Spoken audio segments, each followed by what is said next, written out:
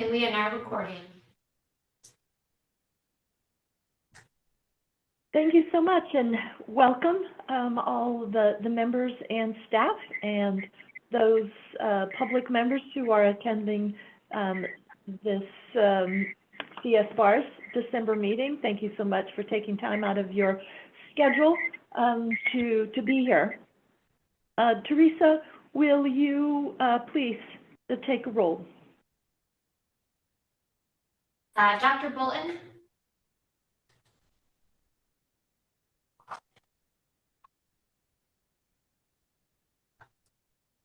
Yes, Bolton here. Thank you. Dean Dolan? Yes. Dean Hunt? Present. Dean Keller? Present. Paul Kramer? Here. Dean Marshall? Here. Dean Yeroshek? Here. We have a quorum. Thank you. So the members of the public can make written public comments submitted in advance to csbars@calbar.ca.gov email box. And those written comments that are received by 9 a.m. on Tuesday are distributed to the CalBARS prior to the meeting, and comments received after that time are forwarded after the meeting. Verbal comments of up to 2 minutes will be taken now, and first recognizing any individuals who signed up in advance using the link on the agenda, or then raising their hands in the hand function on the computer,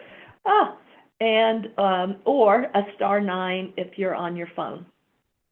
Staff will share a timer on the screen during the comments. But before we begin public comment, I would really like to remind everyone that under the Bagley-Keene Open Meeting Act, public comments must pertain to the items that are on the agenda or be related to matters that are within the jurisdiction of CSBARS. We had 2 individuals who provided written comments to csbars@calbar.ca.gov public comment email, and those written comments were distributed to the committee. My understanding is that no individuals have signed up in advance to make public comments. And so we are now left for public comments. Any individuals at the meeting who have raised their hand to make public comments?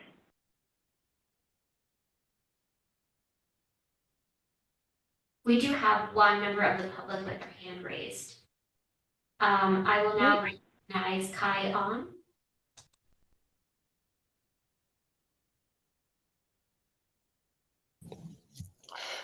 Good afternoon, all members. My name is Kai On from Sacramento. I would like to share a unusual incident about State Bar. Sacramento DA office and SPD provide me fake information. DA case number 99F08735. Mr. Jung So Fong hit and one kill my father, Woon Kong On. Sacramento City Council even used a UC Davis internship student to email me a fake police report. I went to UC Davis Law School and sent the dean a letter about the incident. I also went to Sacramento McGeorge Law School protesting and handing fire to the student and the faculty. However, both law schools did not help to uphold justice.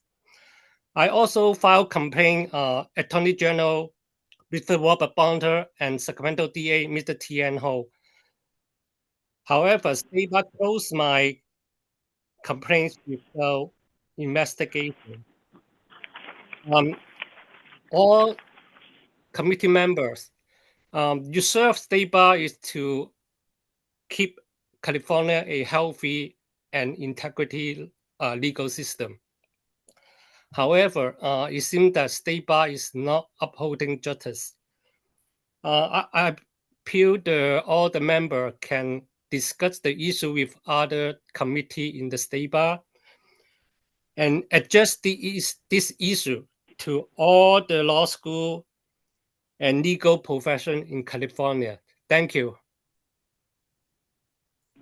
Thank you. Thank you. Any other public comments? There are no other hands raised. Okay, thank you. All right. So now we're moving on to the rest of our agenda, and we have quite a bit of items. For me, I'm very excited, and I think it really is today to looking at and prioritizing the work plan.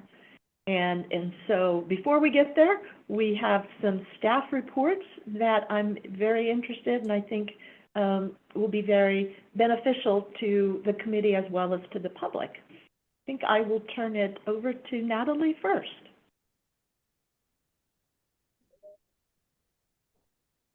Natalie, you're I'm on muted. mute. Okay. So thank you, Dean Yaroshek, and everyone. Today, you may see me be turning to the side because we have the work plan and we have extra documents.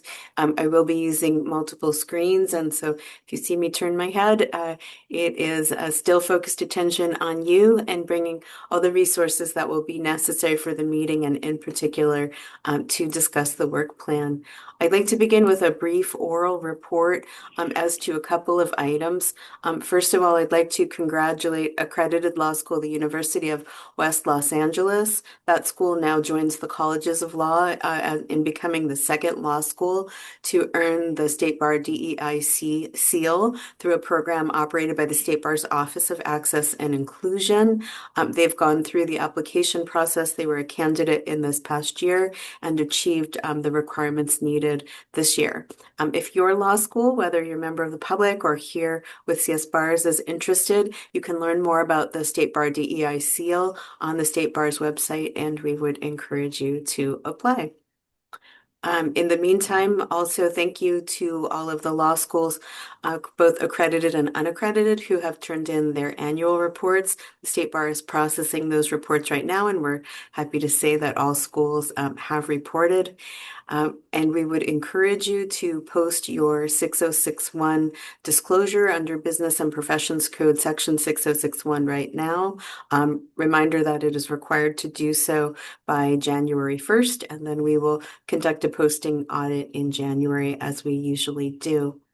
We'll be talking a little bit more about some of the various bar complementary programs that the State Bar offers, but I'll mention this more than once throughout the meeting today. Today, the final reminder for the Bar Strategies program, previously called Bar Strategies and Stories, was emailed out to students. These applicants will have additional time to sign up for the program, but they should use this email that they received today or one of the other reminders that they received to do so. For the Bar Strategies and Stories program, each applicant gets their own unique link to sign up. And so for this particular item, because it is still part of a study item through the Indiana University Equity Accelerator, it does require that type of sign up. So we appreciate your patience with that. Those are my general announcements, and if there are any further questions about the complementary programs, whether this one, the Peak Performance Program through the Stanford Mind Body Lab, or Reset, the Bar Retaker Support Group, all of these are open right now, and we hope that your applicants will take advantage of them. So thank you very much. And with that, I'll turn it to Cody Hunanian to talk about the 2026 State Bar fees for law schools. Thanks, Natalie. You all may recall at the October 2025 meeting, we presented to CSBARS a summary of the proposed admissions fees. At the time, staff was prepared to recommend to the Board of Trustees an increase to admissions-related fees to address ongoing structural deficits in the admissions fund, and then depleted reserves, namely depletion caused by some of the unforeseen cost of the February 2025 exam and our return to in-person testing for the foreseeable future.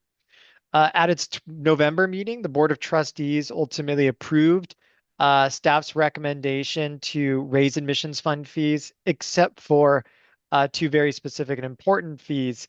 The bar exam application fee for general applicants and fees related to the practical training of law students program. For those fees, they will increase by a CPI, a consumer price index adjustment of 3%. This is in line with the board's policy to make CPI-related adjustments in interim years between their 3-year fee review. The board had a robust discussion about the fees, and just to summarize sort of their rationale, I think the board really emphasized a balanced approach, understanding the need to kind of strengthen the financial health of the admissions fund, but also balancing that against attempting to avoid undue hardship, financial burden really on students and aspiring attorneys. So that was adopted at that November board meeting. The fees won't take effect until January 1st, 2026. So at that time, we'll have those fees posted online, and any of our kind of automated systems like fees in the applicant portal will be updated on that date as well. Okay, and I'll hand that back to Natalie. Oh, Natalie, I think you're Here still we muted. go. There you go. Okay, so since we last met, the State Bar held its annual Registrars meeting. We aim to communicate with law schools in different ways and to reach out to all of the stakeholders that bear a part in the success of students and applicants as they pursue licensure. So once a year, we bring together the Registrars teams, and you can also bring guests from other parts of the law school if you wish. We had 55 registrar team members join us in a Zoom meeting where we talked about a range of topics, including an update on the overall strategy and looking at the bar exam currently and how it may be in the future, 2028, including the decision points. We reviewed some of the resources that are available for moral character determination. We talked about some of the options to make that easier for registrars, including using a custom email for the moral character declarations, if that should go to a specific email rather than the main email. And we also talked about how they collect and record demographic information. These meetings are very interactive. We request from the registrars topics that they want to talk about, and we also request the top questions that they're receiving from students, whether or not the registrars actually already know the answers to the students' questions. And this allows us to determine not only are we providing the right information, but are we doing so in the right format to meet the needs of you as law school administrators and also your students and applicants as well. We'll be sending out a survey shortly to the registrars after they complete their end of the year exam push to determine what they thought about this meeting and what they'd like to see in the upcoming year. And we thank you for investing the time and allowing the registrars to join us at those meetings. Are there any questions about the registrars meeting? Okay, I'll turn it back to Cody to talk about exam vendors. Yeah, and I'm seeing on our agenda now that I think we'll be kind of passing the potato back and forth a little bit here. I wanted to provide an update for members related to the vendors that the State Bar uses to deliver its various exams. Currently, we have essentially two vendors. We use Prometric for the first year law students examination. Prometric delivers that exam both in a remote format and also primarily in person at their test centers. And then, of course, for the California bar examination, at least for now, we use ExamSoft for the computer-based delivery in the large test centers. But as part of the Committee of Bar Examiners enhanced oversight following the February bar exam, the committee established a subcommittee on examination administration.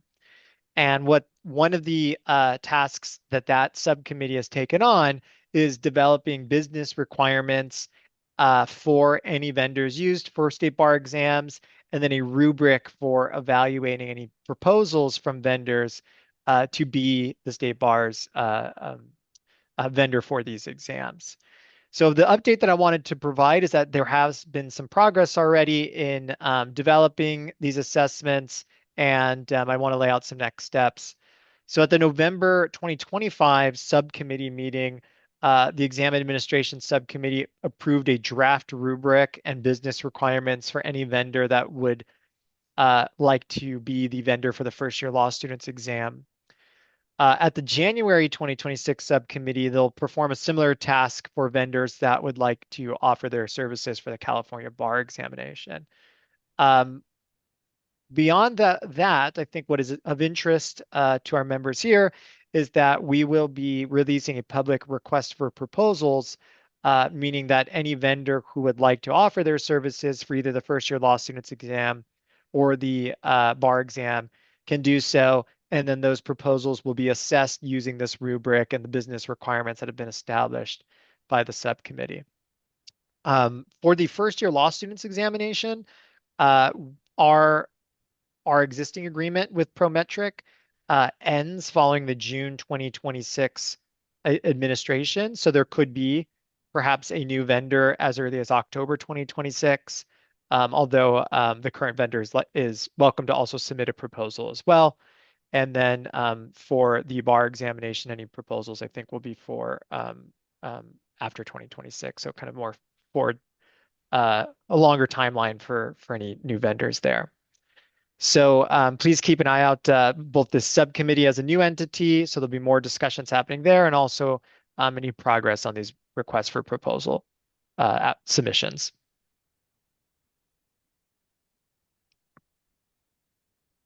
Okay, and now I'll toss that back to you. Yeah, thank you. So I'm going to Was bring that up a couple of. Was that a I'm going to bring question, up. Oh, Dean I have Dolan? one Sorry. short question. Sure. It came up the other day in a meeting. I know we have a blanket prohibition of using previous bar exams for essays for our students. Are the multi-state questions published anywhere? Used for other vendors after they used at the first year law students exam or anything? So let me be clear. So for our first year law students exam, we do not publish the questions that are administered. There is one set of questions that has been published, but it's many years old, but that is still available online. The 1985 version? Yeah, it's quite old. Yeah, right. But we do not publish those. I think I heard there the multi-state though, as far as the MBE questions used on the bar exam, I don't know off the top of my head whether or not the NCBE ultimately publishes those or includes them in their like published study guides later on, but I can certainly find out and follow up with you. If you would let me know, I'd appreciate it, because we have some very nervous professors who think they don't want to run afoul of the rules and they don't want to use things that are published if they came from the bar through some other organization or whatever. Okay, yep, I can certainly find out about the MBE questions. Good. Thank you. Quick question, Cody, also. Sure. You mentioned that there would be a release of the request for proposals. Is there a timeline that's going to be happening? I do not know the specific dates, but as I mentioned, the first year law students exam vendor will need to be selected for the October administration. So I imagine that that's going to be very soon. But again, I can also follow up with more specifics as far as the timeline. I don't know that. No, that's okay. You just said to keep an eye open, so I thought if we had a timeline to focus on. No, but that's a good point, and so I can check in our team that works kind of facilitating the subcommittee for exam administration. I will connect with them and see if there's more specifics that I can share. Thank you for flagging that. Okay, thank you.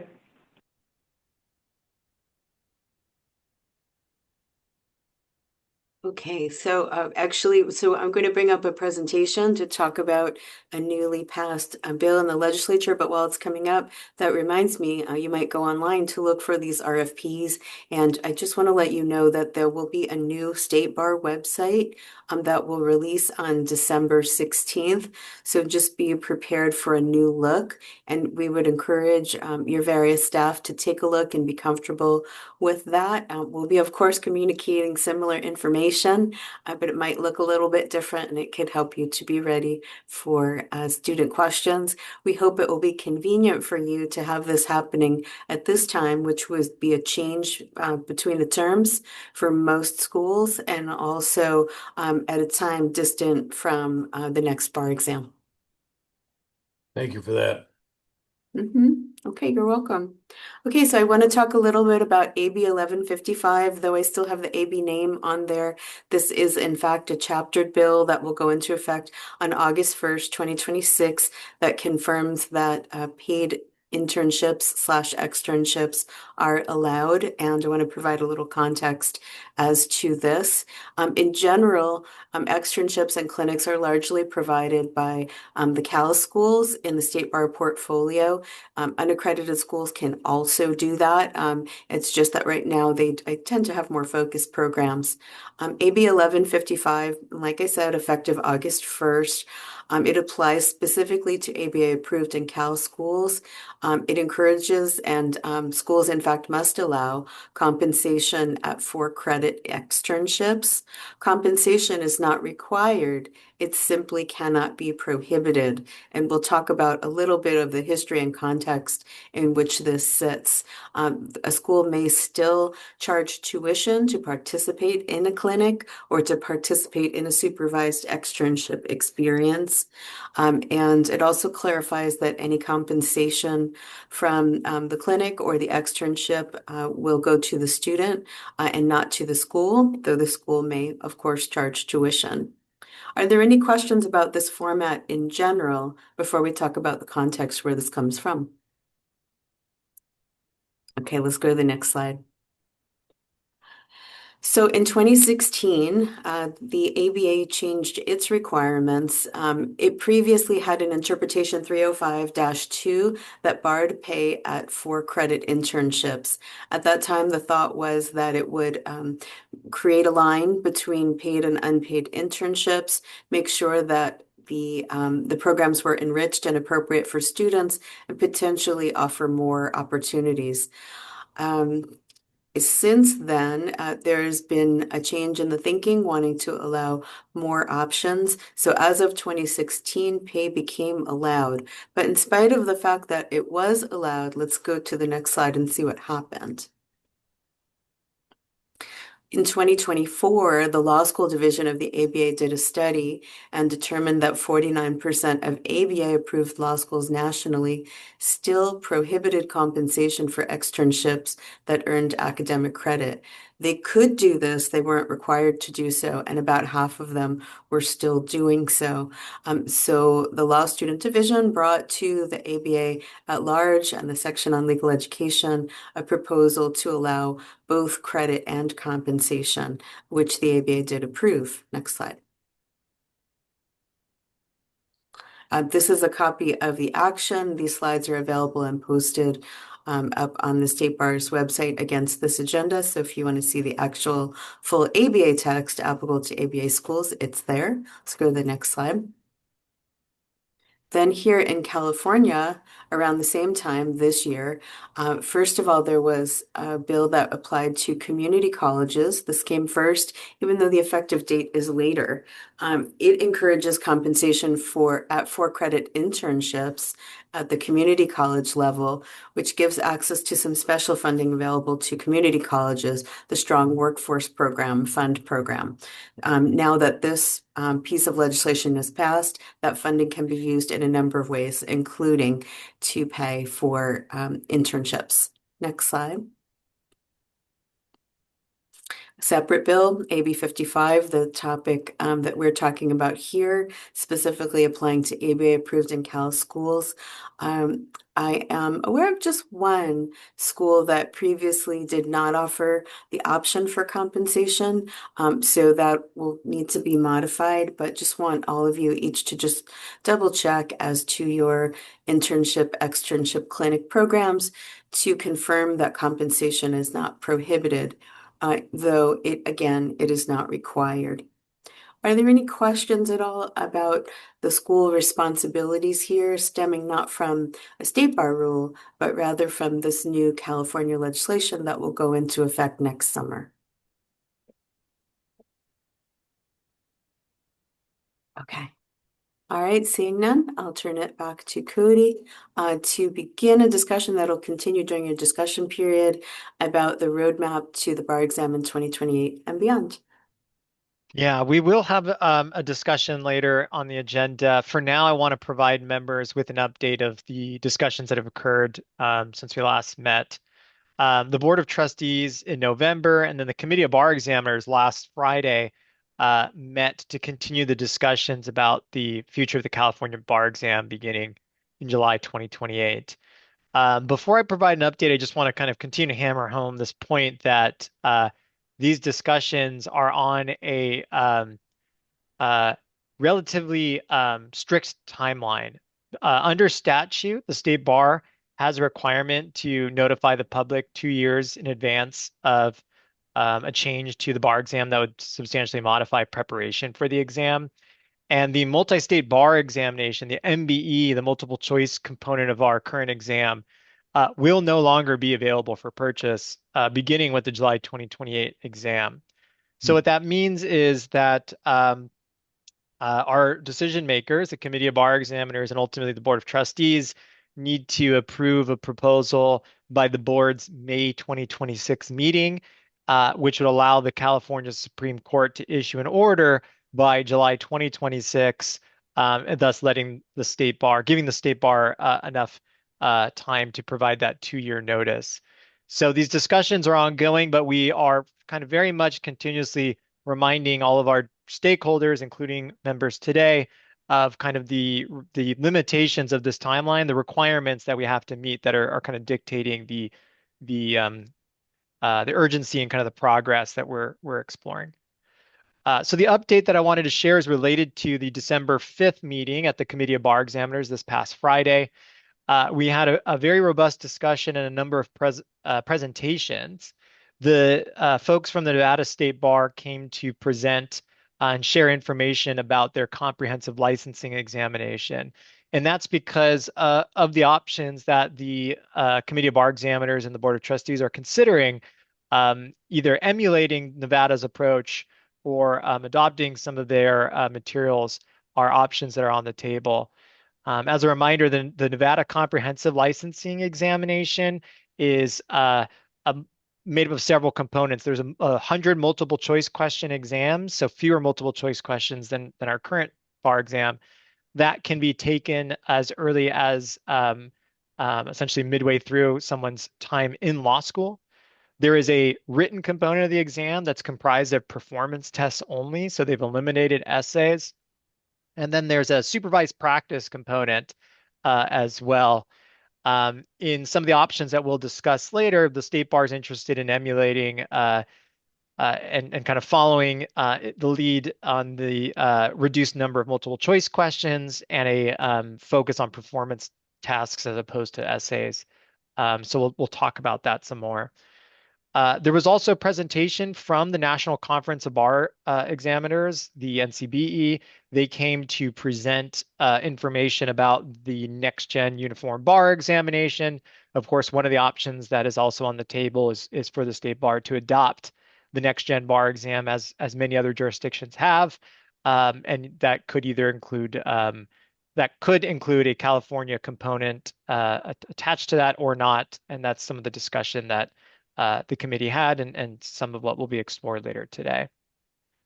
What was also new at the December 5th meeting, for those who were able to observe, the state bar has retained several consultants with expertise in exam administration and development specifically. They are supporting the state bar in two ways. One, they're helping us develop a cost-benefit analysis. This is a requirement of the court and also of recently passed legislation that we produce some analyses when this decision is being made. And those experts are also kind of helping develop a kind of decision-making framework for the committee and the board to consider, because the discussion is complex. And I think they are bringing some kind of unique and effective ways to think about making these decisions.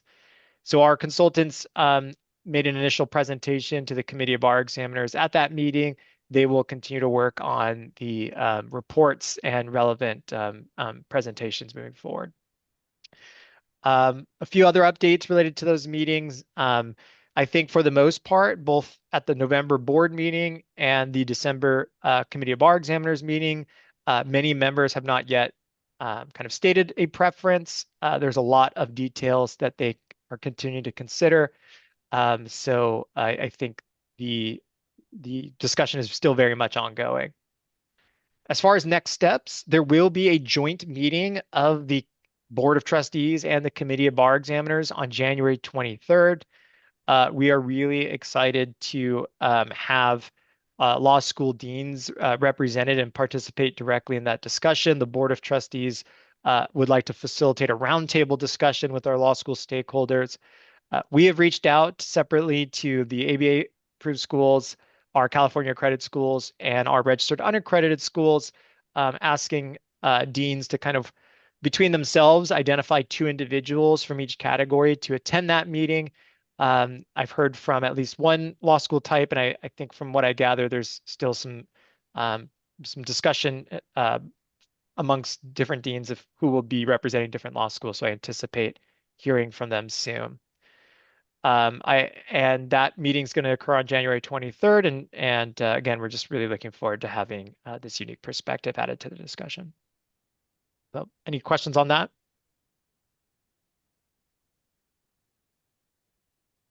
Okay. Well, thank you. I think maybe I will hand it back to our chair, I believe, to move us into our next item on the agenda. Which will be the minutes. Okay.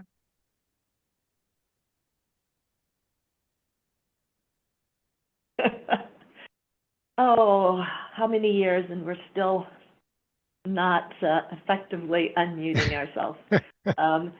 More proof that we are all human. So the next item on the agenda is approval of the minutes. And so of the October 22nd open session meetings. They have been posted, and I will ask for a motion to move the minutes for a vote.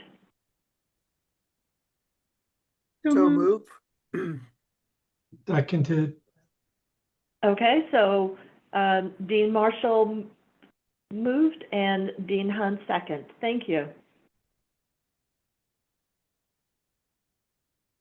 So no discussion after the motion? Is there any discussion? Discussion necessary. Okay. Additions or corrections? So Teresa, would you please take a vote? Bolton, Yes. Dolan, Yes. Hunt, Yes. Keller, Yes. Kramer, Yes. Marshall, Yes. Yurashek. Yes. With 7 yeses and 0 nos, the motion carries. How Well, I think, I'm sorry, pardon? I said how productive we are. Very good. Very productive. Now we get to what I think is the meat of the meeting, the business part of our today's meeting. And the first item is really looking at the CBE's preliminary work plan priorities. And I know staff worked very hard to put the work plan together, and CBE in at their December 5th meeting went through it, et cetera. And now I will ask Natalie if she can walk us through some of the items. And I will, Natalie will facilitate this discussion, and I will chime in once in a while. But really, this is, to me, the most important item in today's agenda, because it sets our agenda really for the next year. And so thinking really carefully about our priorities and the timing. And so thank you, staff, for putting together the chart. And I give it the baton or the mic to you, Natalie. Okay, thanks, Dean Yaroshek. So in a moment, but just not quite yet, I'm going to put up a sample of the work plan, but a few points for all of the members to consider, and from which we would encourage comment from the public as well. So the CBE is required by the Board of Trustees to create a work plan, and the advisory committees such as CSBARS and Law School Council create work plans that roll up into the CBE priorities. Each year, the CBE identifies more things that it would like to accomplish in a year than it can possibly do. Certainly this year, front and center would be those things related to the bar exam, and then prioritizing the other things most important in the time that is available.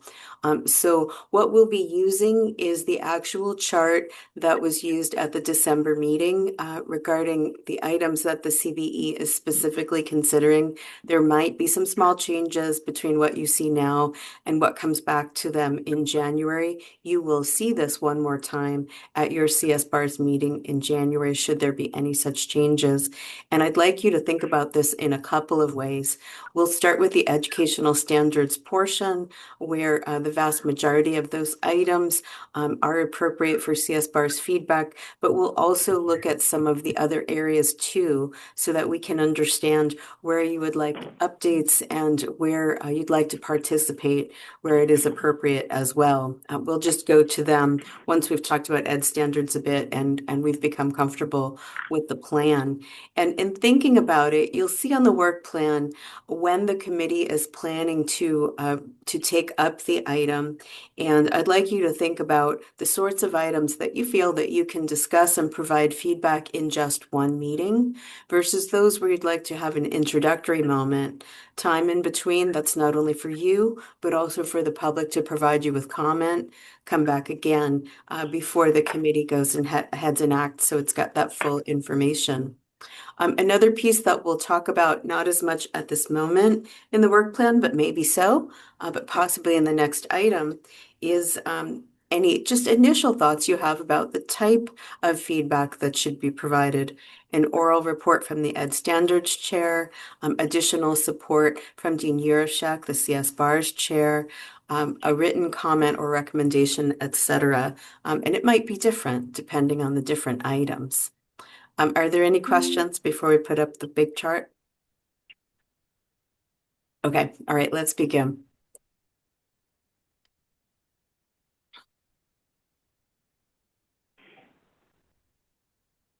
So for those of you watching the meeting and following on, if you click on this agenda item, you will see this chart with just one modification that I'll show you in a second. We'll head down to the Ed Standards area. Thanks, and we can start there. Yeah, so the work plan that the committee used looks like what you see here.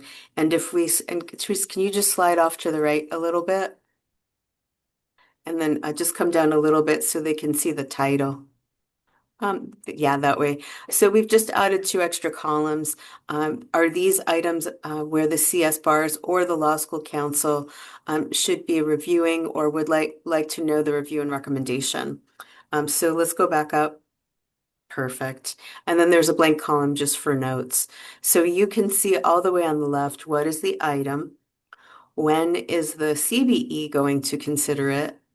When is the board going to consider it? If it's a board item, only a few of them specifically go up to the board, and then CSBARS. So the first item actually is an item that was already adopted by the Board of Trustees. Each year they conduct something that's called a sunset review, and they look at all of the non-statutory committees that are here at the State Bar and determine how are they doing? Are they fulfilling their purpose? Could any modification help the committee to function more effectively? And is the committee still needed? So unsurprisingly, the board determined that CSBARS is absolutely an important committee, a collection of feedback. They made some specific recommendations that will actually be its own introductory agenda item today. We suggest that because this is so integral to the functioning of CSBARS, that you talk about it today as an item agendized for discussion after our work plan discussion. Think about it in the meantime, and then we'll bring it back to you again in January. So I'm guessing that there would be consensus as to having significant discussion on this item. Yes. Okay, let's move on to our second. So this item, the CSBARS has been working on the second item for a while. The Board of Trustees made a referral to CSBARS through the CBE to look at whether or not law schools should require courses regarding the competent use of generative artificial intelligence and whether any regulations or rules needed to be created or modified as a result of the wide proliferation of artificial intelligence. And when you started working on this, even though it was just a year ago, there really weren't many schools that had even policies, much less coursework. And in the past year, we've seen that change very much. Many policies, many courses. And so the initial recommendation that you put together was really more of preliminary guidance. But we would encourage you to think about if, in fact, in just a year, things have advanced so much that something more detailed is appropriate, and that it could be discussed over the next couple of meetings. And my guess would be that everyone on this panel has some element of an AI policy or an AI component in their education right now already. Yes. Yeah, okay. So Yeah, does that and feel, I see this, please? sorry, I see this as having two components. And, you know, the first thinking about doing all the research, right, about the competent use. And then the second part, more time consuming, and is that regulations or rules related to generative AI and bar exam. And so, you know, I'm thinking, you know, January and March, we'll definitely be able to handle that first component. I think that second component may not be started, or definitely will not be finished in that time frame, is my thinking. Mm-hmm. Well, and I also think in preparing this item, Dean Yarashek, we've had the support of Dean Marshall continuing on here on CSBARS, as well as Dean Frickberg, and he has completed his term. Do you think it would be appropriate to provide another contact for staff? It's been very helpful to us to have the input of members as we're preparing the materials. Absolutely. We have new members as well. And I think it would, so we don't want to reinvent the wheel, right? But things have changed so much. So yes, definitely. I'm hoping that Dean Marshall will be able to volunteer. Yeah. I like recruiting volunteers. Yeah, I'm happy to accept that. And maybe we get one more person. Yes, I think that's a great idea. Any other volunteers that be interested? I see this is moving quickly, right? Even as Natalie said, in the year, things have changed drastically. Mm-hmm. If I can add as well, I think the feedback that we've already received from CSBARS members has been really enlightening. There are a lot of developments. There's kind of as one member on the committee of bar examiners put it last week, there's a lot kind of already happening on the ground at law schools. I think one way to kind of be responsive to Dean Yaroshick's concern is to kind of not to split, but to narrow the focus of this particular task on the board's kind of narrow request that's listed here. Explore requirements for California credit schools to require courses, and then of course staff has some exam-related exploration. Not to ignore all the other really interesting and important elements of adoption of AI and how it's impacting legal education elsewhere, but I think maybe to have those discussions kind of separate from this so that we can both here at CSBARS and also the committee of bar examiners can really focus on being responsive to the board's ask. So that might be a way that we can split the work up so that it's more manageable in this term. Yeah, thank you, Cody. I see Dean Dean Keller's Keller? hand. Oh, yeah. Yeah, so following up on what Cody was saying, I'm a little unclear as to what exactly we are being asked to do. So let me start with the second piece. Regulations or rules related to the bar exam and Gen AI. Are we being asked to come up with rules that say you can't use generative AI to write multiple choice? I'm happy to volunteer to do that, but I doubt that that's actually what CSBARS is being asked to do. So I wanted to ask about that second piece and see if that's really directed at CSBARS. Yeah, and could I jump in? I'm sorry I didn't raise my hand, but to Dean Keller's point, the idea of requiring a course in generative AI, regardless of where we might land on that continuum, and I heard maybe possibly indicated in Dean Keller's comment, is generative AI something that might be tested on the bar, and not that we shouldn't require it. I mean, I think to practice law, we probably need to go deep into generative AI. But is there exploration about how that might be incorporated into the new bar exam under the performance test, perhaps? So I think this is great, and I think that's part of this agenda item is coming up with those questions, right? Because the direction is to explore, right? It's maybe that there shouldn't be, right? Or there is no one type of course requirement. I think it's that exploration. What is needed?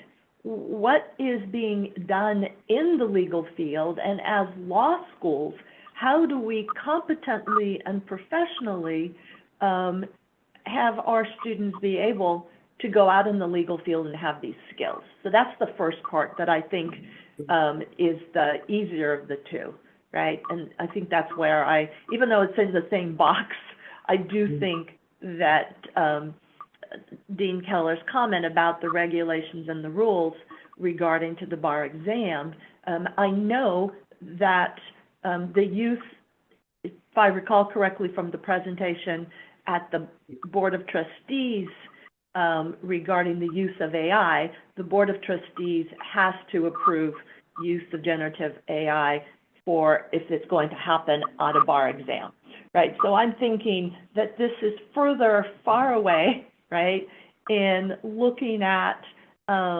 making recommendations to the use of not maybe just bar exams, but our law school exams. It's a little wishy-washy. I didn't mean to say wishy-washy, but, it's vague, right? And so I would like us to focus on that first part that I think we at CSBARS can handle it, and we have a better understanding of what it is. And I think maybe some context that might be helpful is that second part is something that exam development and operations and management has been looking at, for example, in relation to Chapter 6 guidelines, etc. And the large bulk of that would be there. This referral is actually not new. It's something that the CSBARS has seen before, but new issues such as those described here have been coming up. So I think that I agree with Dean Yarshak that this is a place for good discussion. And while it's not agendized for discussion today, perhaps it's increased interest in adding a second person to assist Dean Marshall in this thought experiment. Big news in the legal profession is the sanctions that are coming down in federal and state courts from people who randomly use generative AI. I think I see a couple of raised, and I see I see Paul Kramer's hand raised. And Yeah, I think, Dean Marshall. sorry, I dropped out because my computer dropped me out for a few minutes there, so you may have covered some of this, but I think the original impetus for this was what Dean Dolan is talking about, just making sure that our students as consumers of AI services are properly skeptical of what they get and not just taking it and handing it in and becoming another one of those people that he mentioned that got sanctioned in a rather embarrassing way. The second part, that's certainly more down the road as I see it. And I'm having trouble conceiving of somebody using AI to take a bar exam, but I think it may have some application in places like remote proctoring, if that's ever going to work, or in grading perhaps at some level, but with proper human oversight so that we don't screw up horribly.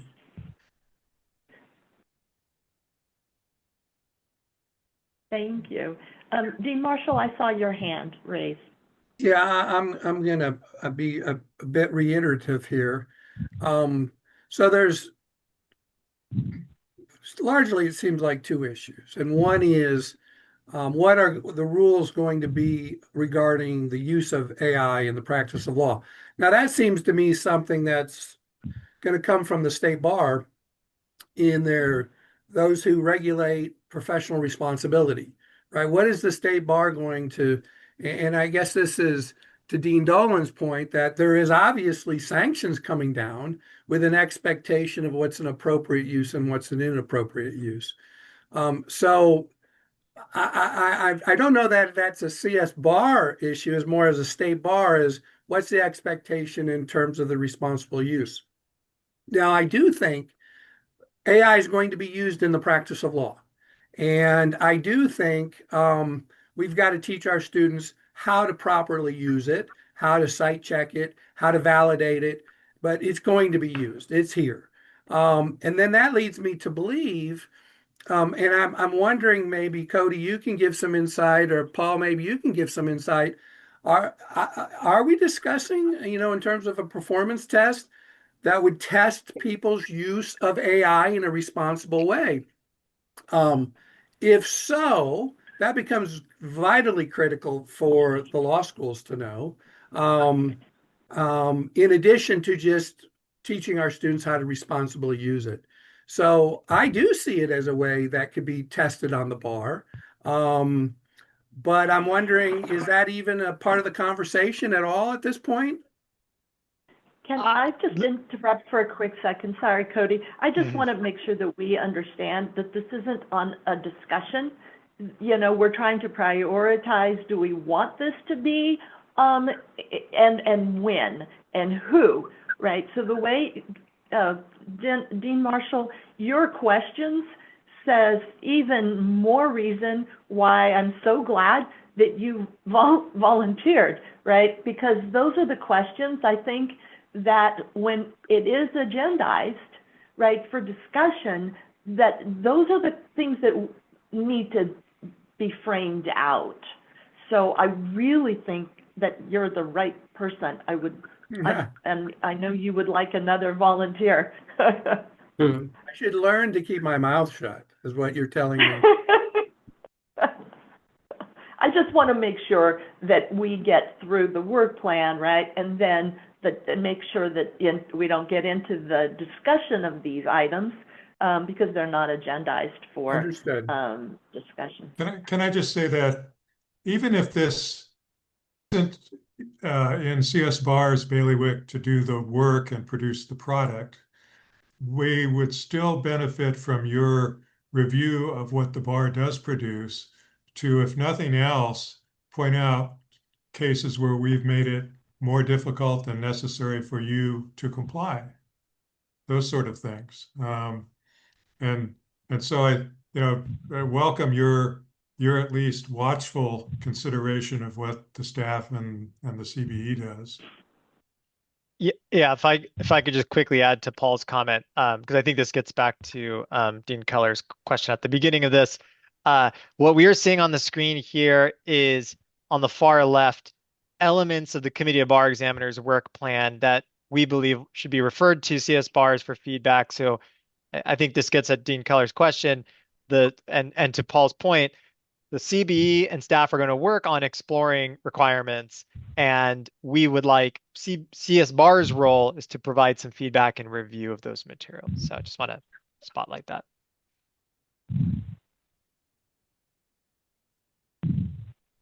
Dean Marshall, I know you're looking for a second volunteer. We have appointed at our school, one of my assistant deans has sort of taken the lead on all of this, and we're going to integrate AI into one of our research courses and how we're going to use it and coming up with our rules and regulations. Without speaking for her, I can certainly touch base with her and hopefully volunteer her, and the two of you could work together. She's fantastic in this field and has really taken the lead, and I'm sure would like to be involved in this. She's not here for me to make sure it's okay to volunteer her, but I'll get back to you on that if that works for you. Well, I'm okay with that, but does that comport with our rules as a committee? Well, she can support Dean Hunt in his participation. There we go. Exactly. Excellent. Well, I think that we can confirm that while we're not sure of what the outcome should be, there are a lot of things to think about and a lot of opinions. So I'm looking forward to a rich discussion in this area. Okay, and I appreciate those of you that volunteered or even were voluntold. Okay, so are we okay to move on to the next item? This is one that was presaged a bit at the Registrars meeting. This is really very much more an exploratory item.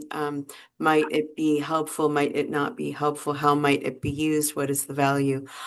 So about 4 years ago, the demographic categories were changed in the law school reporting, and they were changed to more closely match ABA and IPED's reporting as many schools were becoming institutionally accredited. In the meantime, the State Bar also reviewed its demographic categories and aligned them largely with census reporting categories, which are more numerous. And so the question was posed whether it is appropriate for schools to continue to report with categories that are closer to ABA and IPEDS back toward the beginning of the pipeline, or closer to census, more like what the attorney demographics are used in the State Bar. I do think that when these demographics were last changed, there definitely was a spirited discussion. There were great points raised to understand what was required and what could be learned and what could be gained. And so we think that would be true here too, and therefore would suggest three separate discussions on this to look at not only what is the State Bar doing, what's State Bar doing with the data, how are you collecting and using the data right now, and what are the IT or other record keeping requirements for what you're doing or what a change might relate to. Do people feel like that's the appropriate level to have some time and thought and reflection, even though this is merely an exploratory discussion?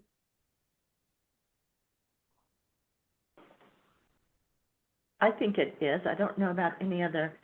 This is it's exploratory is when we really want, one of the items is the feedback loop to CBE. And I think this is an item where we can provide information, pros and cons, technology, cost benefit, et cetera, as part of what the law schools would have to go through if there is a change. So I think this is an important item. And the impact might be different depending on school type or the type of technology that the school is using. And I think that would be very important to understand. Okay, let's move on to the next. Okay, this came out of the August review of the law school performance report. There was some interest for the chair and vice chair of Ed Standards to begin to explore whether to develop performance targets for key indicators of law school performance.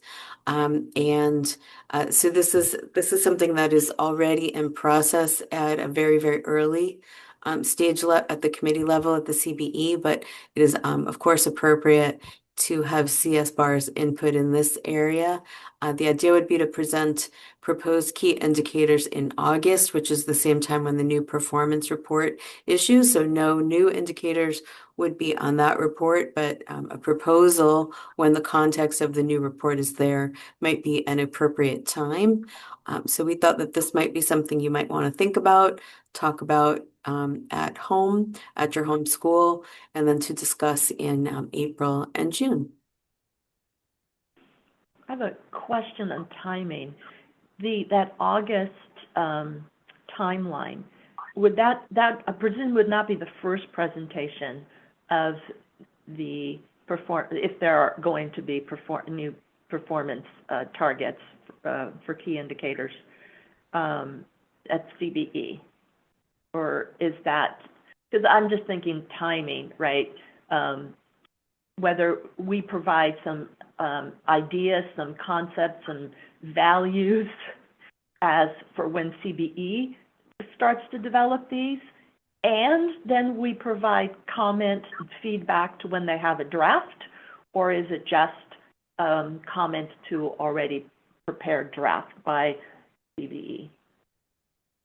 Well, Yeah. currently, go ahead, Cody. Go ahead. No, I'm sorry.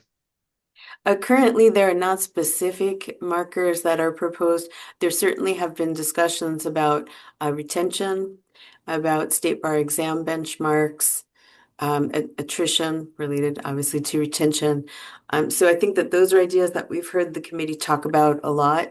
There may be others emerging from this, particularly in being able to look at trended data about attrition and the self-reported student reasons for attrition.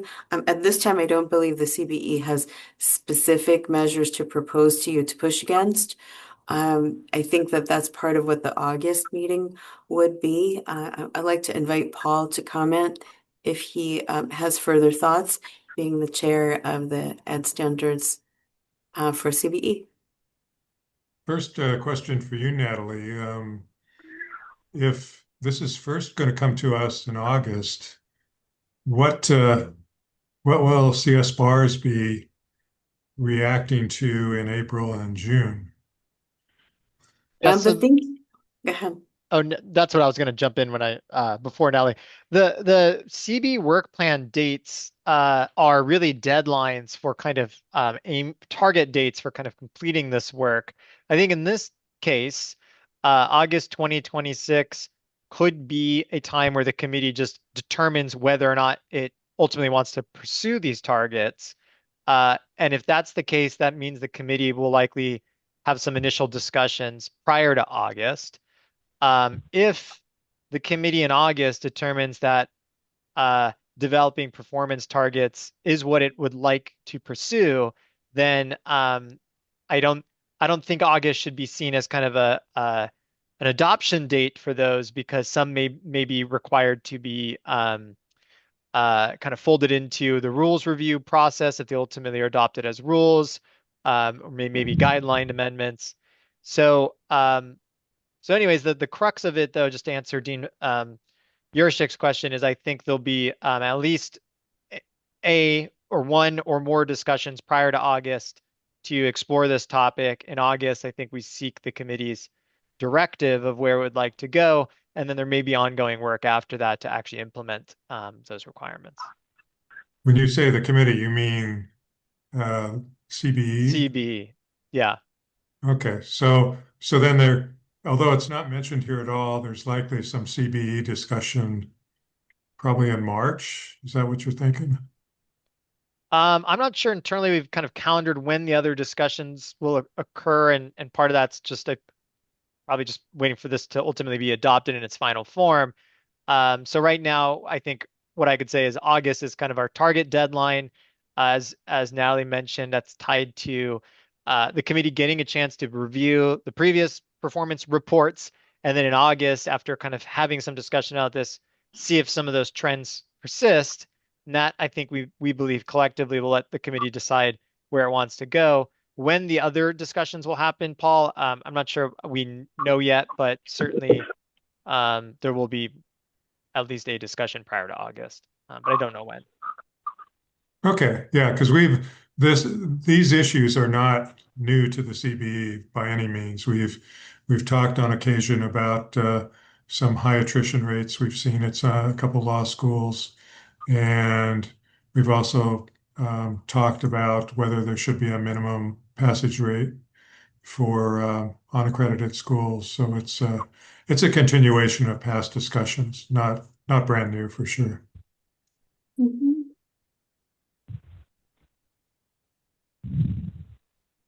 And one thing we can also do is make available to CSBARS the law school performance report, just posted on our reports page, to get an idea of the sorts of things that the State Bar has been publishing out, compared against what is collected in the annual report, to think about what might be included or what should be included. Okay. Next, sure. Natalie, and one aspect of that that's not really mentioned in the demographic data, but is um, trying to find some way to determine why people don't complete law school. I recognize that it's not always for academic reasons that people leave. There could be other reasons, and it would be really, for instance, they just learned that it's very different than what they thought it was going in, and no longer want to pursue it. And in my mind, that's a legitimate reason to drop out. But ideally, we need to be able to figure out what the different reasons are and, attribute them to the different populations that are not completing law school to help inform our discussion about those standards. Well, and a potential review that we can do is to look at the choices for self-reported by students attrition that are being collected right now as part of the annual report. This is the first time. Oh, we are. Okay. This is the first Okay. time that the State Bar has been doing that on a structured basis. We have 4 data points at this point, and it is, of course, self-reported. We don't know if students are reporting in full all of the reasons. We cannot truly verify them, but we can hope that they've responded in good faith. And so it's also a chance to see if those reasons are the right ones. Should additional ones be added? Should the language be tweaked? Should we be looking at other categories? At times I've heard in this body interest in other responsibilities, such as are people working full-time? Are they parents? Are they caregivers, etc.? And perhaps it's appropriate to start thinking about those figures. That's something I've heard some members suggest they might like to have in the future. Okay, good. Thanks. Okay. Great. Okay, and then the next topic is actually scoping a project that was started and then paused for a while, which is looking at revisions to the unaccredited law school rules. And they were considered as an appropriate means, first of all, to just do a periodic review. There hasn't been a significant modification to the unaccredited law school rules since unaccredited law schools came under the jurisdiction of the State Bar back in 2008. So it certainly is time to go ahead and do that. The original plan had been to complete an update of the eligibility rules and then move forward with the unaccredited law school rules. Those eligibility rules are still under study. So the CBE talked about a modified and scoped down proposal at this point, which really would largely be focused on cleanup rules, a few minor changes to make sure that the rules are in line with current technology, but also to look at the disciplinary procedure, which is longer and requires more effort on the part of schools to respond to state bar requests rather than fully investing that time in addressing the compliance concerns. And there have been some more recent modifications in the accredited rules. So we'd like to bring a discussion of potentially moving something similar into the unaccredited rules. So that's what's contemplated here. And of course, it's a core function of CSBARS to comment on potential rules changes. So we'd like to take just that portion that's been under study for a while to bring it back for CSBARS comment. And I think there wouldn't be any question as to whether that belongs here in discussion. I'm just wondering, is June and August sufficient, right? Do we need, and this is not written in stone, but will it be something that takes 3 meetings, right? Because potentially could. That would be my only comment. So potentially it would be appropriate to start discussing this sooner, adding possibly the April meeting. Exactly. Okay, let's make that note change here in the cell. So in addition to June and August, let's add an April. And if there is a person that's interested in being a contact to staff regarding the rules, a CSBARS member, that certainly would be helpful to us. Probably first looking to Dean Hunt or Dean Dolan.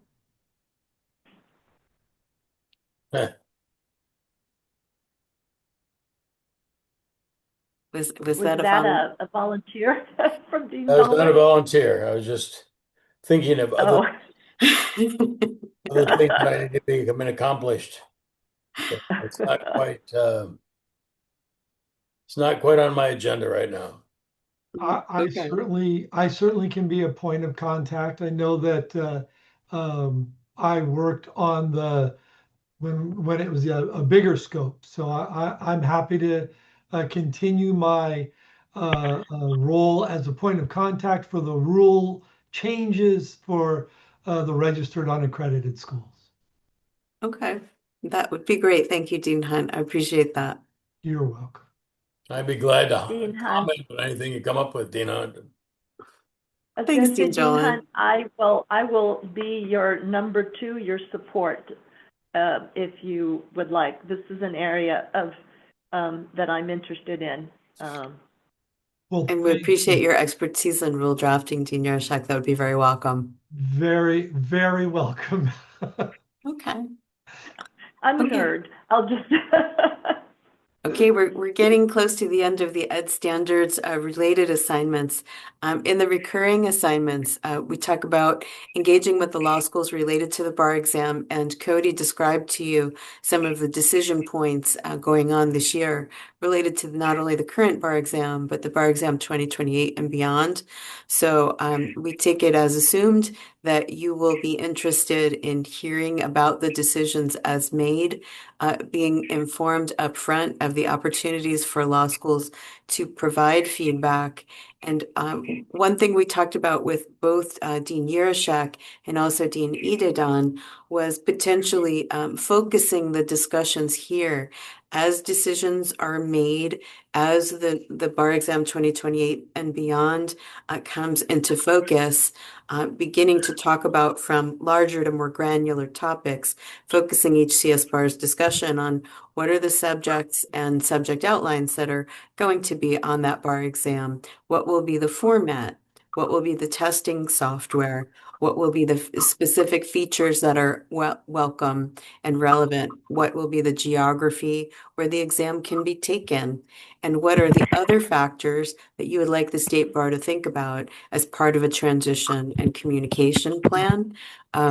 This would take place over time and probably extend outside of the CSBARS year as well. But just really focusing each conversation to bring a specific packet of feedback forward that's appropriate to where we are in the development process. They identified that as being valuable. Directionally, do people feel like this is a good way to structure a discussion here at CSBARS? Yes. Because all of these Yes. things are important, and I think there's a temptation to want to think about all of them every time. But this may be the most valuable way that as things are set, looking to the next decision that will be made and what feedback is needed. Okay. All right. Thank you for chunking that and making it a lot more manageable and efficient, I think. Yes. Thank you. Okay, and then the other things are really more CBE functions, things that are going on. We'll be creating the 2025 Law School Performance Report that'll be presented in August 2026. And then the committee will, of course, be reviewing ongoing applications, ongoing major change applications, progress reports, NPR reports next summer in August, etc. So I think that brings us to the end of the educational standards section. And let's go back up to the top.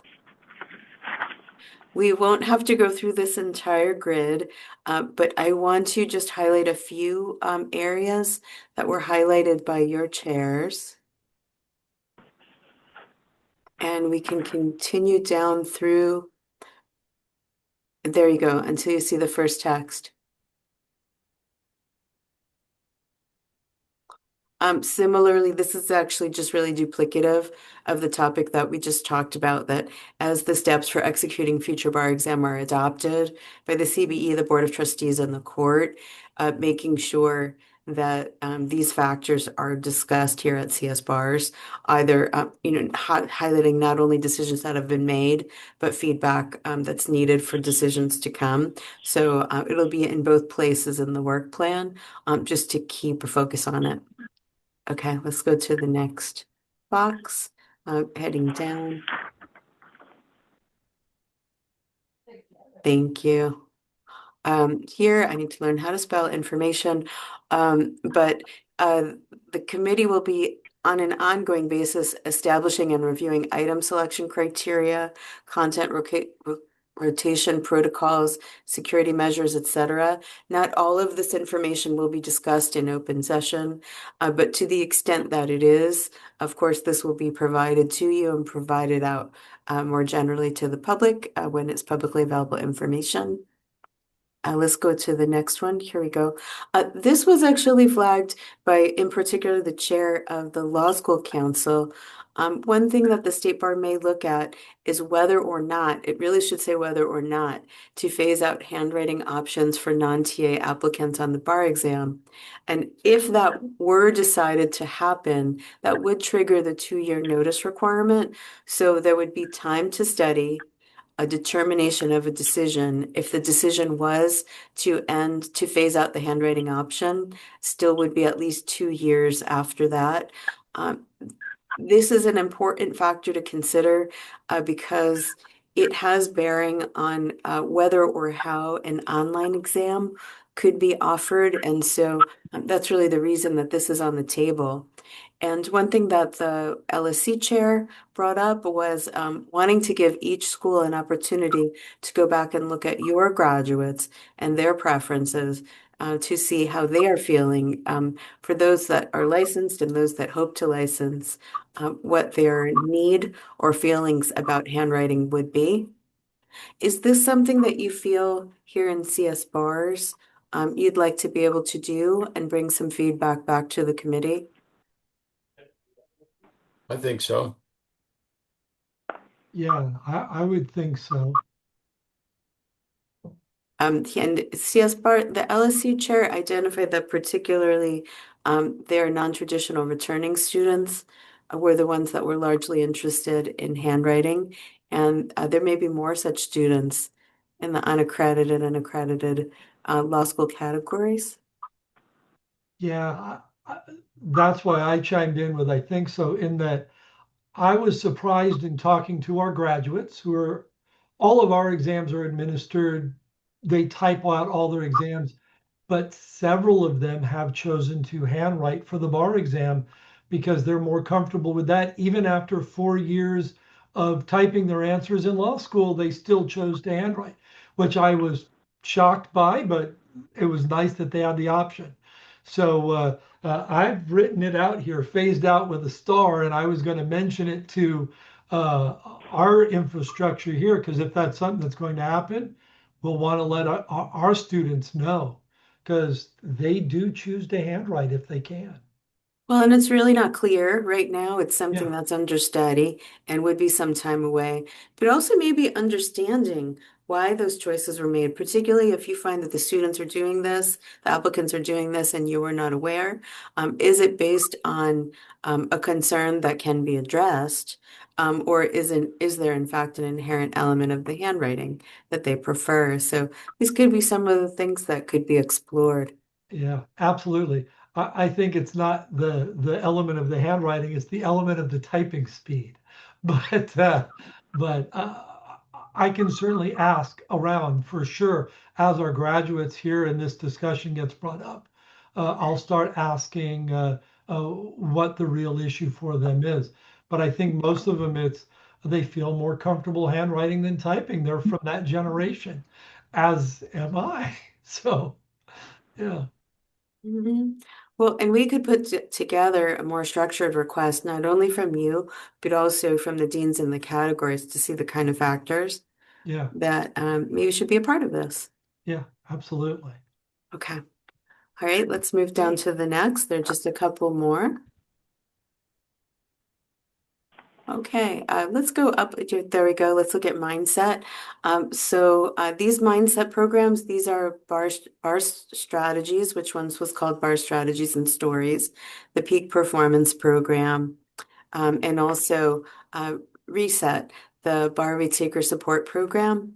We're finding very strong results and we're finding strong participation for these programs. We have an interest to figure out how to collaborate with the law schools so that students and then later graduates and applicants are sufficiently aware of these programs, ready for them, and able to sign up. The most common barrier we've heard about informally is that at bar time, students often feel overwhelmed. And so the opportunity to have a science-backed, academically backed, free program that could help them sometimes is not taken by some of the students because they feel overwhelmed. And we'd like to think about the frame in which these programs can be introduced so that we can help not only those that have already been helped, but actually potentially up to every bar applicant.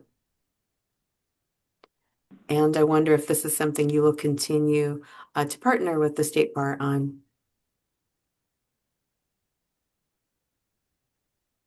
I think it'd be definitely a benefit to all of our students and graduates.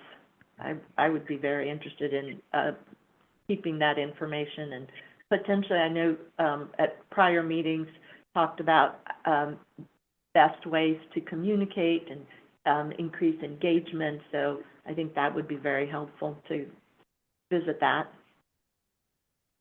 Okay, and tomorrow, for those of you that are interested, whether here or in the public, Chris Evans, who's the lead researcher on the Peak Performance Program at Stanford, is going to be talking to the Law School Council about that program.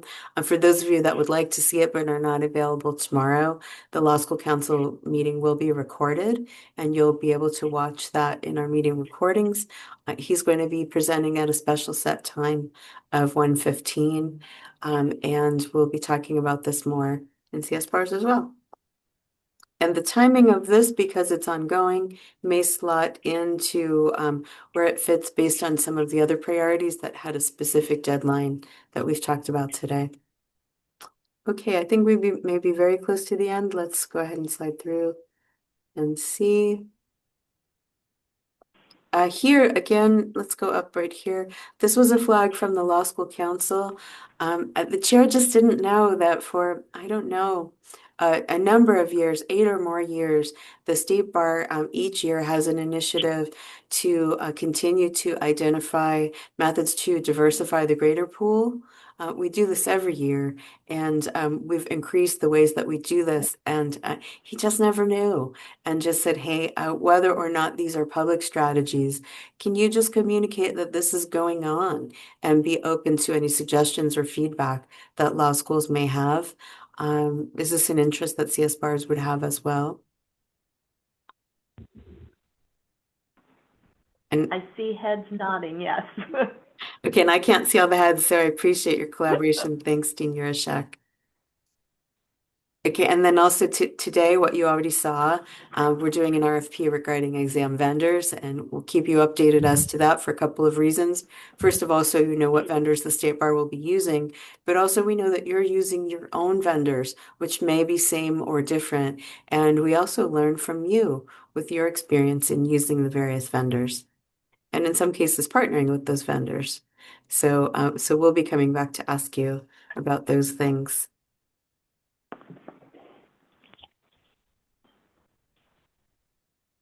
Should be this section here.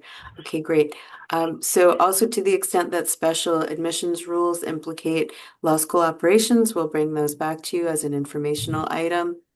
And then testing accommodation rules, those will be slightly modified, really to tweak to match what practice the State Bar is already doing. You'll see probably just before around December 21st, you'll see some slight tweaks to the rules that shouldn't change very much what the students and applicants are doing. The key thing is what the key message here is what has always been true. To the extent you can encourage your applicants to register at least 6 months before the exam they plan to take, whether or not they've registered for the exam.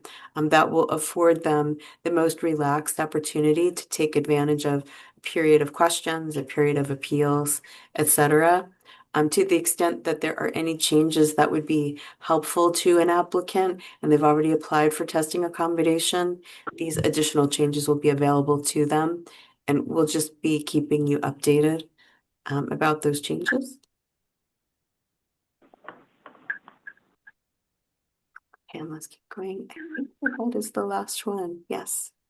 Okay, so these were the topics that were identified by your chairs. It seems like overall there's been agreement as to those. So what I'd like to do is to take these back and place them into more of a calendar, creating a tentative agenda for each of the CSBARS meetings upcoming. And this will allow you to plan your workload, allow individual members to identify the interests where they'd like to invest additional time, though some have already made that commitment today, and we appreciate that. And it'll also make sure that there is enough time, not only for you to study these items, but also for the public to comment and to know when the public should spend their time to provide that comment to assist you in what you're doing. So appreciate this planning process. I'll bring that calendar back in January, and then it will also be presented to the committee in January as well. So appreciate, I know this is a very detailed exercise, but a very important one. So thank you for staying engaged through the whole process. Can I ask an ignorant question? You can ask any question. I know that there's those stupid questions, but I read all this stuff from this character who's got something going on in Sacramento. Do we have any obligation to do anything about this? I can field that if that would be Thank you. helpful, Natalie. Sure. We have heard public comment from this member at various other meetings, and State Bar staff has been directed to follow up with him. So we recognize that his comments were not specifically directed to CSBARS today, but other bodies have, in fact, heard his comments and have directed staff to follow up. Great. Just want to make sure we weren't dropping the ball somewhere. Thank you. Thank you, Dean Dolan. Okay, we're making very good time. Dean Yaroshek, before we move off of the work plan, are there any thoughts or concluding comments that you would like to make? No, I thank those who volunteered to be the contact, and I know that those who didn't will continue to do a great job and discuss and think and participate. So thank you. Okay, great. Okay, so let's, if we're ready, Dean Yaroshek, may we move on to our last item? Yes, please. Okay, so I have a Well, PowerPoint. Oh, I see there's 2 more items. yes. Yeah, I think So next are we is, go ahead. 6.2? Cody, do you have additional comment, or did you wrap all of your comments into the staff report?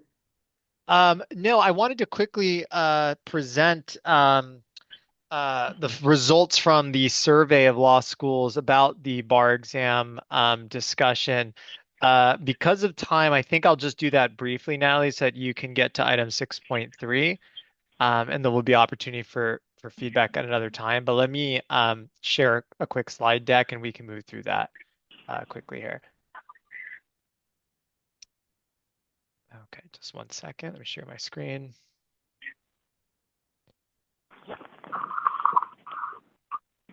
Okay. So what I'm sharing is some preliminary data that we shared with the Board of Trustees in November and the Committee of Bar Examiners in December. As you all recall, of course, we had meetings with each law school dean in different law school categories to start to have discussions about the future bar exam. And following those discussions, we produced a survey to capture kind of candid feedback about the various options. We wanted to then come back and share with you all the results of that survey. And like I mentioned, I'm going to go through that quickly because of time. The one thing I want to add at the top of the discussion is we recognize that the data that we're sharing here is a snapshot. This is a snapshot of responses from the survey at the time it was administered. And the discussion of the future bar exam is ongoing. It's dynamic. As more information comes out, we fully recognize that the perspectives of our law school deans and different stakeholders is going to evolve. So I want to share this data, but I also want to recognize that there may be changes, and this information isn't meant to set anything in stone, I guess. So let me just start at the kind of highest level. We asked our law school deans to rank the various options that are on the table for the future bar exam. There are 7 of them. Just to quickly go over those, option 1 is to develop a California specific exam that is modeled after what the Supreme Court directed the state bar to pursue in October of 2024. This would be the state bar kind of permanently developing its own exam materials using Kaplan multiple choice questions that we are currently contracted to develop, and continuing to produce essays and performance tests. So the design of the exam looks the same as it does today. Option 2 is to develop what we've called the streamlined bar exam. This would be similar to Nevada's approach. It'd be fewer multiple choice questions and performance test questions. And this would be something that would begin July 2028. Option 3, the same thing, except adding a component that maybe assesses different skills that aren't measured well in an exam, such as client counseling, essentially replacing what Nevada's done with supervised practice with some other assessment that is meant to kind of measure these other skill sets. Option 4 is to adopt the NCB's next gen bar exam without a California specific component. Option 5 is to adopt it with a California specific component. And then option 6 and 7 are what we're calling kind of our bridge options. One would be to develop a California bar exam consistent, again, with the Supreme Court's order that they issued in October 2024, which kind of described a robust reform of the California bar exam. But to use the next gen bar exam in the short term to bridge that gap. So use the next gen bar exam now while the kind of longer term future exam development effort takes place. And option 7 is the same thing, but to use the next gen UBE with the California specific component. So we offered these 7 options to law schools. What you're seeing here is their ranked preference. So in the green, those are higher rankings. So 1 is most favorable, 7 is least favorable. What we see is that across all schools, adopting the NCB's next gen with a California specific component is preferred. What we saw for the ABA schools was that a next gen component with exam without a California component was the highest ranked. And for CALS, we saw next gen with a California specific component. And for our unaccredited law schools, we saw a preference for developing a streamlined California bar exam similar to Nevada. So again, multiple choice and performance test only. So this is kind of the highest level view of kind of the preferences that were shared and how they maybe are split on law school lines. And I'm just going to skip some of these slides for brevity. We also asked law schools to rank what they found to be the most important factors in considering a future exam. What I'm showing here is what our CALS deans reported. 87% said that focusing on applied skills in the exam content and design was extremely important or very important. And then the other 2 of the top 3 considerations, alignment with knowledge and skills and abilities required for entry-level practice, and then the long-term continuity of the exam. What we saw at the bottom, meaning these are factors that were not selected as extremely important or very important as often from respondents, was small site administration, the frequency of the administration, right? So the ability to maybe administer the bar exam more often, and flexible scheduling were kind of ranked at lower as far as priorities for CALS. What we saw for the unaccredited law schools was that cost and access was 100% of unaccredited schools ranked cost and access as important or extremely important. Portability of the exam score ranked high as far as the importance as a consideration for the future bar exam. And again, alignment with knowledge, skills, and abilities required for entry-level practice. What we saw as far as the factors that were least important, or let me reframe that, were rated as important by fewer respondents, was again frequency of administration, small site administration, and then innovation is one that appears here in the unaccredited schools. We also asked law schools what the purpose of a California specific component should be. So if the state bar adopts the next gen bar exam, it has the choice to also add to that a California specific component. And so the question here is, if it does, what should that component be doing? And we see here that across all law school types, there was kind of a split as far as whether or not that component should assess minimum competence in California specific law or skills, or whether that component should ensure understanding of essential concepts and requirements to prevent misconduct and protect the public. So what we were really trying to get at here is, if there is a California component, should it be kind of a traditional exam that measures kind of knowledge and skills, essentially an extension of our typical bar exam questions, or could it be a assessment of other skills that aren't typically measured in the bar exam? As we mentioned, maybe it's like client counseling, or in this case, it's other skill sets that are related to the public protection mission and purpose of the exam. So for the across the board split, but as we look at schools type specifically, we see that the ABA schools really thought that it was that second component, the measuring these other skills that prevent misconduct and protect the public. And then for CALS and unaccredited, there was really a preference that California component assess minimum competence in those California specific laws or skills. So again, if we adopt the next gen bar exam, that would favor developing an exam component that just tests California specific law. We also asked if we do adopt a California specific component, how should it be administered? We would have flexibility in how we administer that second component. It could be that it's just the half of the second day of the next gen bar exam, which is open to jurisdictions to administer their own exam. So it could be that test takers sit for 2 full days, and half of that second day is our California specific component.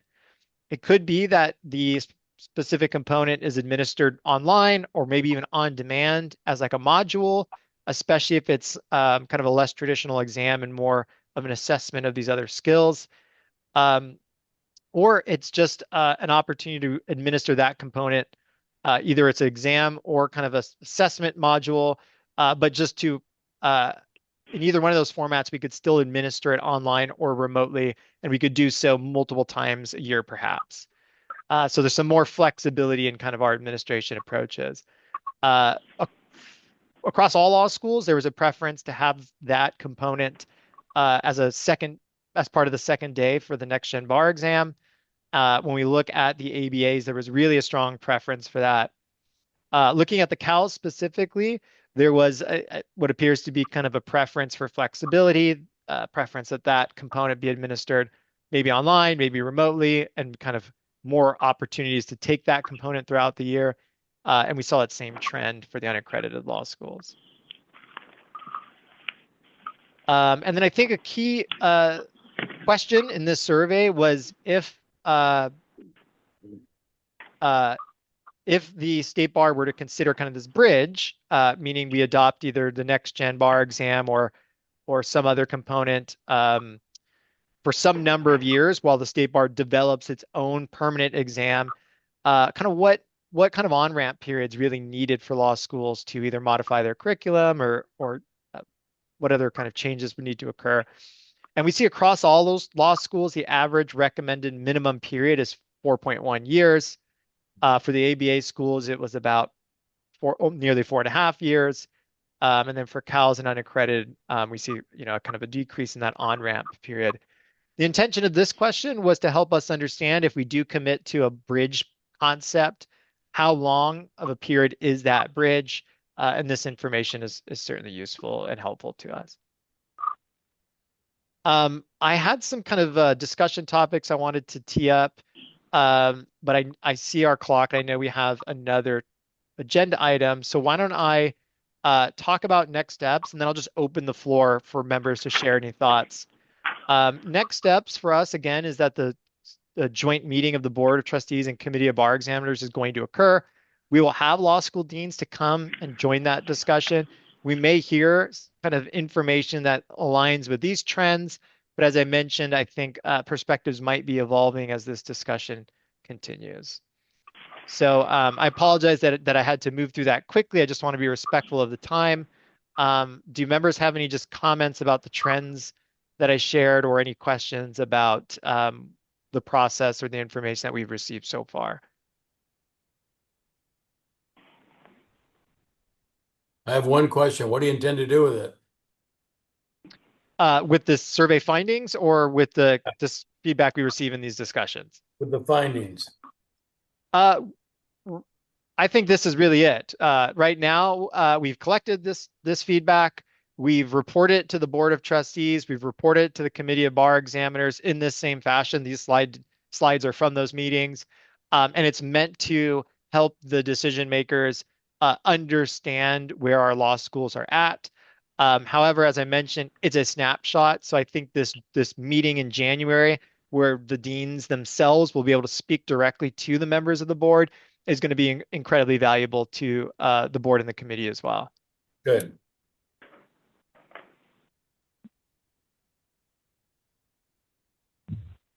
I think maybe another framing comment that I would make is that part of how we got here is from your comments.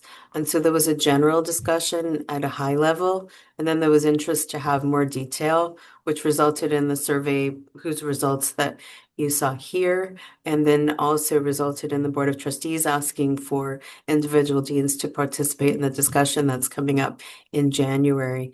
So I appreciate everyone's comments creating this, but also encourage you to think about this as a model for the types of additional feedback that you want to be able to share individually or as groups as further decisions are made about the bar exam. Yeah.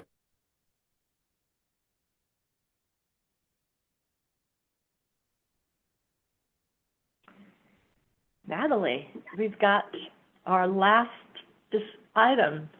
Okay, so the good news, everyone, thank you for your attention in the long meeting with a lot of detail. The good news is that this is an introductory discussion, so we'll just put a few ideas and concepts out there, and you'll have time to think about them, reflect, and we'll bring this back in January. So let's bring up the slides related to this.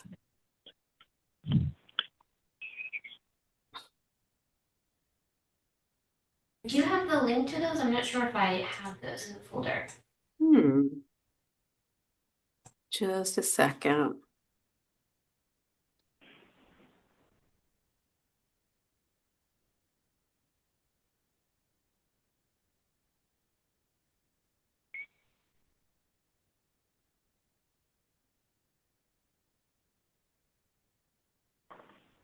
Yeah.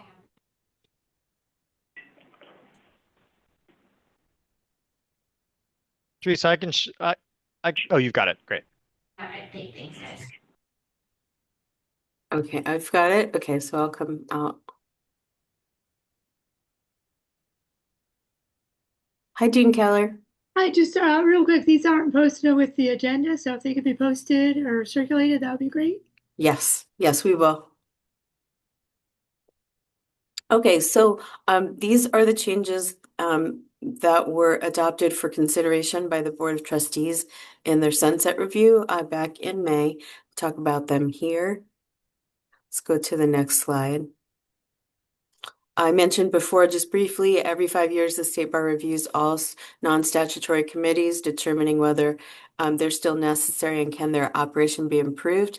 Every single non-statutory committee is always reviewed every time. CSBARS is a non-statutory committee, and the Board of Trustees determined that it should be retained and continued. It was deemed necessary as a key means of engaging with law schools.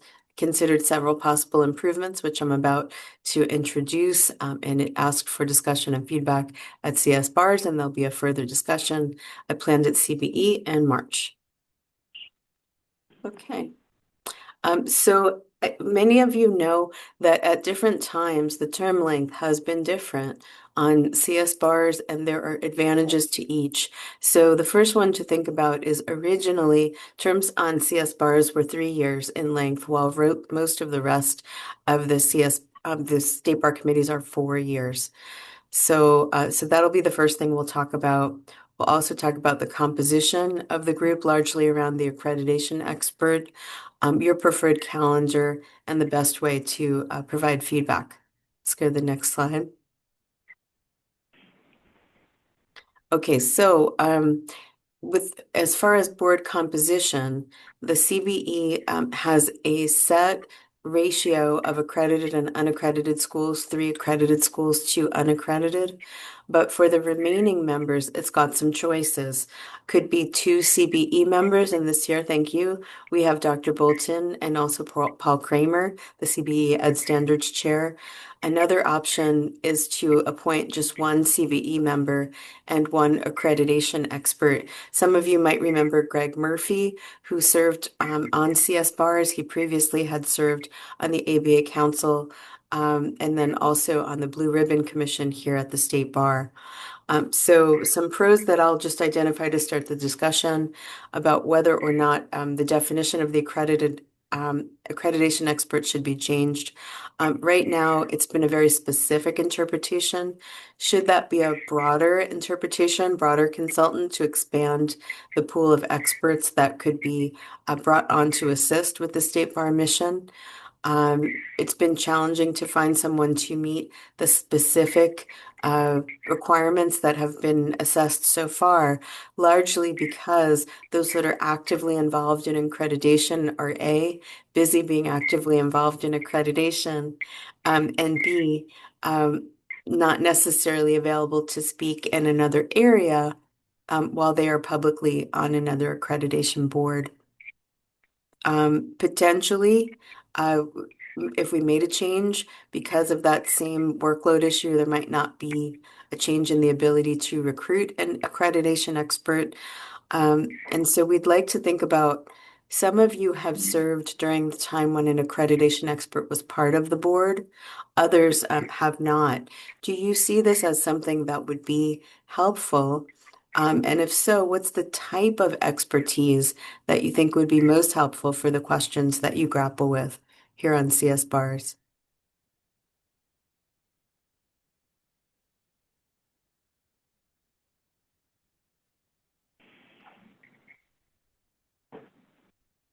Dean Keller. Yes, could you share what the current definition of accreditation expert is? Sure. Right now, we've been recruiting for a person who is actively involved in the area of accreditation, whether legal accreditation or another specific area, such as largely medical area, nursing, or engineering or business.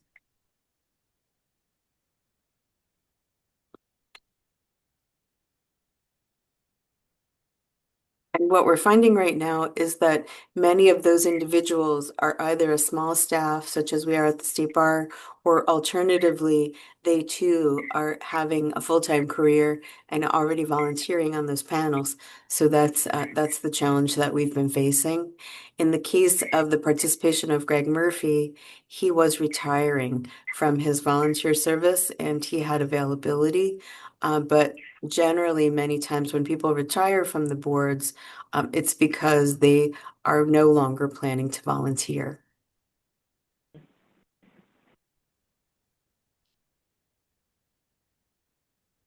And so I think I'm just looking for sort of initial directional feedback.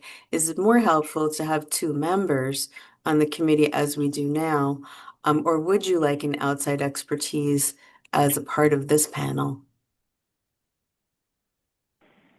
The question I would have, what would the accreditation expert add to this board's discussion, right? It's,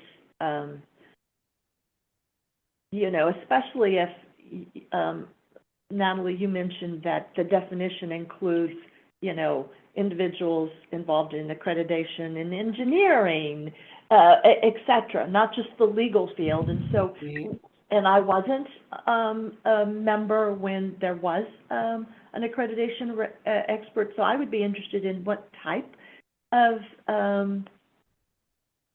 information, expertise, et cetera, what's the added value? I guess that's the better term. We'll tell you about two different times and slightly different experts. So in the case of Greg Murphy's term, because he came from the section and he also came from a legal field, he was able to give a broader perspective as far as the decision process and the functioning of the ABA. So it was a broader perspective in legal education in general. As far as the other areas, we haven't had a member serve from another area yet. But in the creation of the accredited rules, we did look at many of those rule sets and talk to many of those experts, and they gave the most feedback in emerging areas. So in particular, ideas like at that time, AI was not a major factor, but that might be something that might be talked about today. How is AI being handled? At that time, we also were talking about COVID and pandemic related times and how were other school areas responding? And in particular, how were they responding in hands-on areas?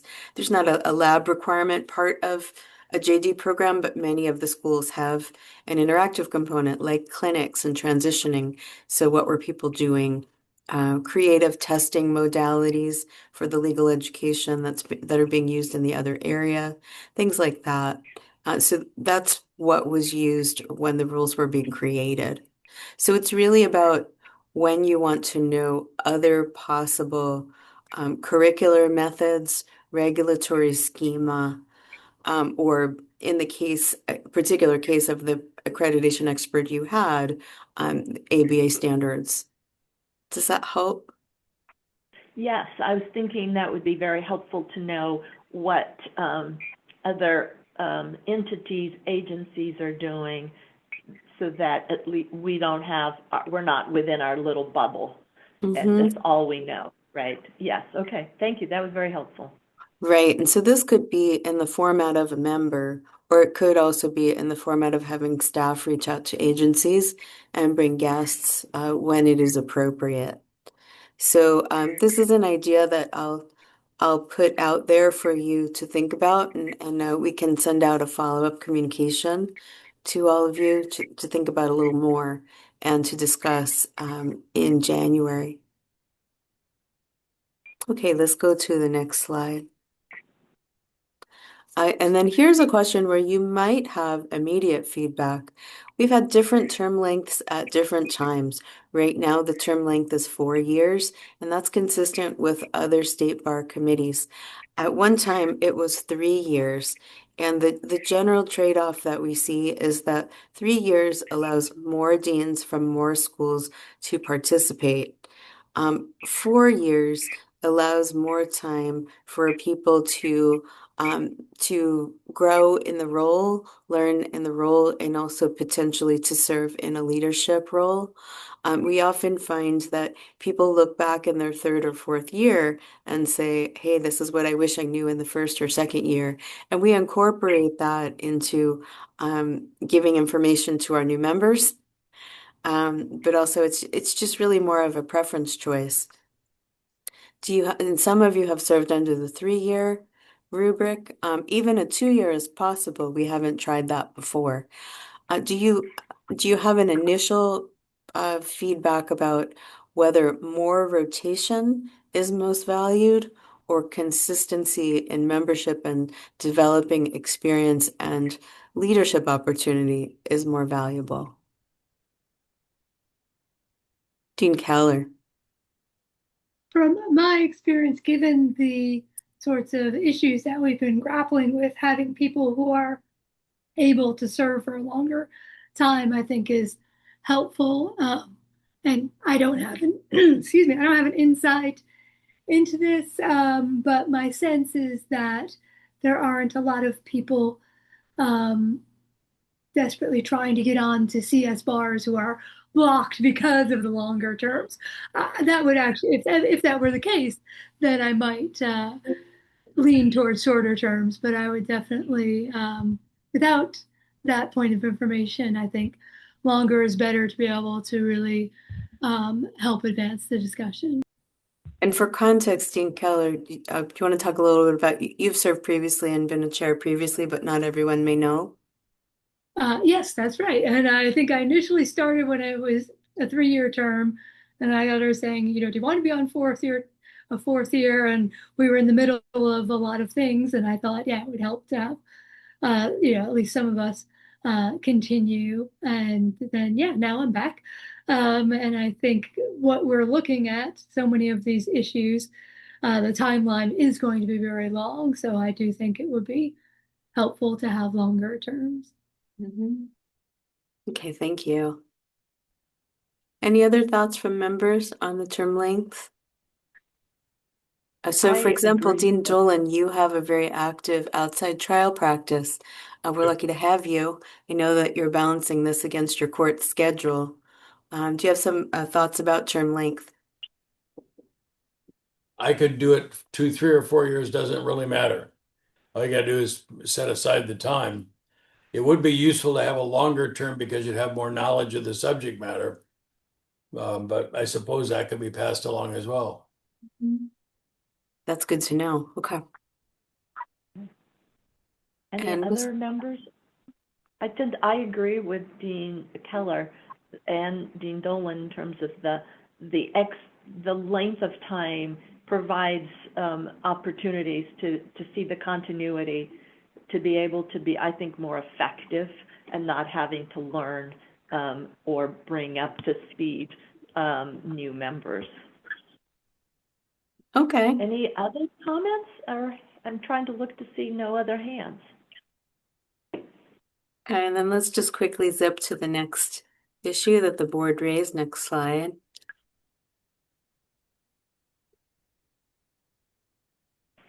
In terms of schedule, so at different times, the CBE has considered different meeting schedules.